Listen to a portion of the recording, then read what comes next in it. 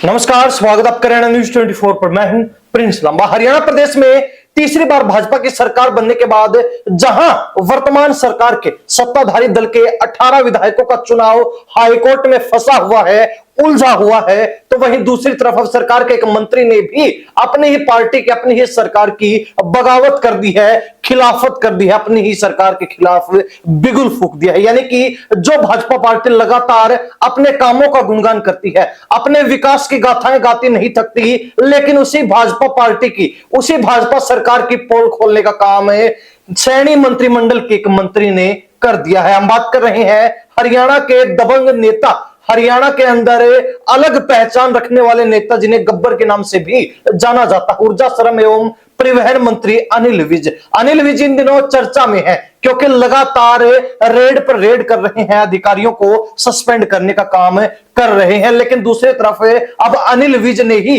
अपनी पार्टी के खिलाफ बगावत का बिगुल फूंकते हुए यह बात कह दी है कि अब उनको आमरण अनशन पर बैठना पड़ा तो अनशन पर भी जगजीत सिंह डल्लेवाल की तरह बैठ जाएंगे, अगर उनको धरना देना पड़ा तो धरना भी जरूर देंगे। आखिर ऐसी क्या नौबत आ गई कि अनिल विज को आमरण अनशन, धरना देने जैसी बातें कहनी पड़ रही है और उन्होंने अपनी पार्टी के खिलाफ बगावत क्यों कर दी? पहले खुद अनिल विज को सुनिए, उसके बाद पूरे मामले पर विस्तार से चर्चा करते हैं। मैंने अंबाला का भी मैं सोमवार को जनता दरबार लगाता था, मैंने बंद कर दिया और ग्रीवेंस कमेटीज में भी शायद मैं नहीं जाया करूँगा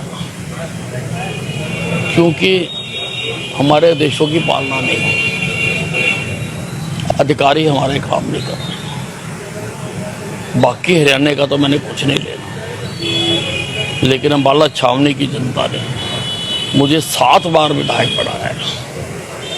इनके कामों के लिए अगर मुझे आंदोलन करना पड़ेगा मैं आंदोलन भी करूंगा, और अगर डल्ले वाले की तरह मुझे आमरण अनशन रखना पड़ा मैं वो भी रखूंगा। तो सुना आपने अनिल विज को, जिनकी नाराजगी स्पष्ट नजर आ रही है, जिन्होंने कम शब्दों के माध्यम से अपनी सरकार की आंखें खोलने का काम कर दिया है। यानी कि अनिल विज जो लंबे समय से अपनी ही पार्टी से, अपनी सरकार से नाराज चले आ रहे हैं, क्योंकि जब जब उनका मुख्यमंत्री बनने का नंबर आया तभी तभी उनको बैकफुट पर भेजने का काम किया गया। विशेष तौर पर बात की जाए तो मनोहर लाल खट्टर, जिनके साथ उनकी कभी नहीं बनी, उनकी इस मामले में सबसे अहम भागीदारी रही है। मनोहर लाल खट्टर की अनिल विज को राजनीतिक तौर पर बड़ा झटका देने की, पीछे धकाने की पूरी राजनीतिक कोशिशें रही हैं, प्रयास रहे हैं। 2014 के अंदर जब पूर्ण बहुमत के साथ भाजपा की पहली बार हरियाणा में सरकार बनी, उस समय अनिल विज का नाम अच्छा खासा चर्चा में था, लेकिन उनको साइड करके मनोहर लाल खट्टर को मुख्यमंत्री बना दिया गया।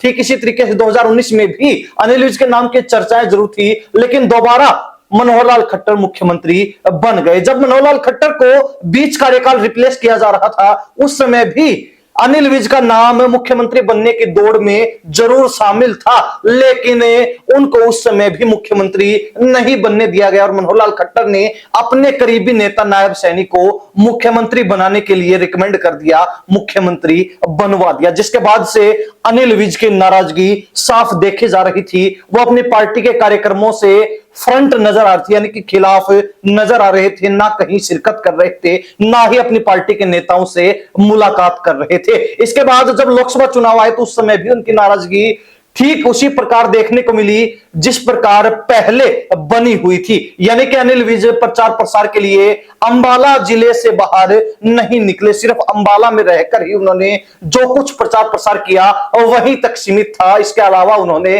पार्टी के लिए कोई भी प्रचार प्रसार हरियाणा प्रदेश के किसी भी अन्य हिस्से में, अन्य क्षेत्र में नहीं किया। इसके बाद जब अब तीसरी बार सरकार बनी तो उस समय भी अनिल विज की नाराजगी देखने को मिली, क्योंकि पहले मनोहर लाल खट्टर के दोनों कार्यकाल में वो बड़े पदों पर रहे, स्वास्थ्य मंत्री, गृह मंत्रालय जैसे पद उन्होंने संभाले, लेकिन इस बार उनको ऊर्जा श्रम एवं परिवहन मंत्री बना दिया गया, जो कि पूर्व के मुकाबले काफी कम था। यानी कि इस बार उनको बेहद ही निचले दर्जे के मंत्रालय दिए गए, जो कि उनके लेवल को, उनके स्टेटस को मैच नहीं कर रहे थे। बावजूद इसके वो इसमें संतुष्ट हुए, लेकिन उन्होंने क्लियर कर दिया था कि अब हरियाणा प्रदेश के अंदर वो नहीं जाएंगे, बल्कि अपने अंबाला कैंट हलके तक ही सीमित रहेंगे। यानी कि अपने अपने हलके के अंदर वो सीमित रहेंगे।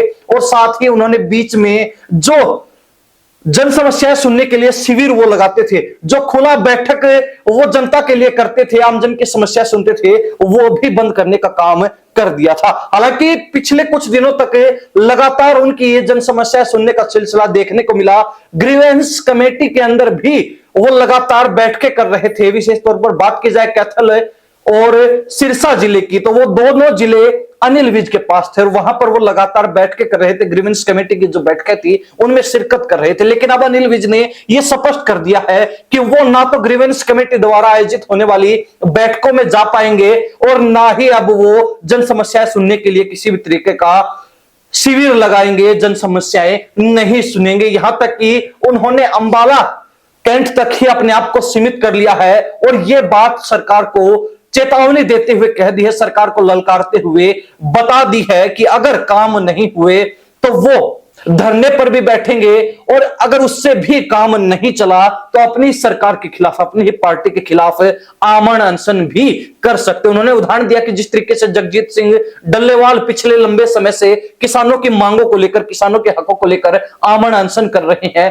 तो अगर नौबत आती है तो वो भी आमरण अनशन करने से पीछे नहीं हटेंगे और अपनी ही सरकार के खिलाफ बिगुल फूकने का काम कर सकते हैं। अब अनिल विज की नाराजगी जो चरम पर नजर आ रही है। हालांकि बड़ी बात यह है कि अनिल विज को यह बातें इसलिए भी कहनी पड़ रही हैं क्योंकि पूर्व में जब मनोहर लाल खट्टर मुख्यमंत्री थे तो उस समय उनकी उनसे नहीं जमती थी। यहां तक कि उनके पास जो स्वास्थ्य विभाग था वहां पर भी उच्च पदों के ऊपर मनोहर लाल खट्टर ने अपने आदमियों को सेट किया, जिसके चलते अनिल विज ने लंबे समय तक स्वास्थ्य विभाग की फाइलों पर हस्ताक्षर तक नहीं किए थे क्योंकि स्वास्थ्य मंत्री अनिल विज थे। हालांकि उस मामले में भी लंबे समय बीत जाने के बाद हाईकमान को हस्तक्षेप करना पड़ा, दोनों नेताओं को रजामंद किया और उसके बाद यह पूरा मामला सॉर्ट आउट हुआ था। लेकिन अब एक बार फिर अनिल विज ने नाराजगी जाहिर करते हुए अपनी पार्टी के खिलाफ बिगुल फूंक दिया है, ये बात कहते हुए कि धरना भी देंगे और आमरण अनशन करना पड़ा तो आमरण अनशन भी करेंगे। जिसके बाद से भाजपा सरकार जो पहले ही परेशानी में फंसी हुई है, बड़ी उलझन में फंसी हुई है, क्योंकि भाजपा पार्टी के सत्ताधारी दल के 18 विधायक हाईकोर्ट में उलझे हुए, उनके चुनाव को चुनौती देने का काम प्रतिद्वंदियों ने कर रखा है। हालांकि उस मामले में फैसला अभी पेंडिंग है, लेकिन बीजेपी की परेशानी कम होने की बजाय लगातार बढ़ती जा रही है। बीजेपी के 4 मंत्री भी हाईकोर्ट में फंसे हुए हैं, तो 5वें मंत्री अनिल विज हैं जिन्होंने अपनी पार्टी की, अपनी सरकार की खिलाफत कर दी है, बगावत कर दी है। अब अनिल विज के ये बगावती तेवर, ये तीखे तेवर है और ये जो आंख दिखाने का काम है, ये सरकार को रास आएगा क्या, भाजपा को रास आएगा, या फिर बीजेपी इस मामले में कोई हस्तक्षेप करने वाली है, कोई एक्शन लेने वाली है, ये देखने वाली बात रहेगी। परंतु हरियाणा प्रदेश की जनता इस मामले में क्या राय रखती है, कमेंट के माध्यम से जरूर लिख दीजिए। इन सब बातों के साथ हम प्रिंस लांबा, हरियाणा न्यूज़ 24। नमस्कार, जय हिंद।